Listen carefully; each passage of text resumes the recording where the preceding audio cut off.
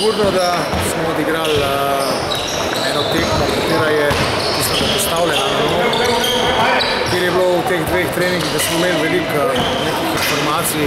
Moram priznati, da sem se tudi jaz sam bal, da jih ni celo preveč, da nisem preveč takoj šel v ekipo. Tiste neke elemente rokometne igre, katere sem zahteval od njih, moram priznati, da so jih delali kvalitetno in dobro.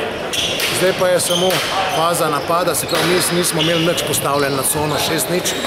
Jaz sem delal DVD na 5-1, ampak bolj smo mi to sprost skozi tekmo. In bilo so napake, ampak vse, kar daje en rokomet, je bilo, se pravi, hitrost, strašna tranzicija. Videli smo veliko hitrih golov, dobrih obramb in tako dalje, tako da mislim, da bomo to lahko samo gradili naprej in da bomo gledali dober, hiter rokomet v Mariboru.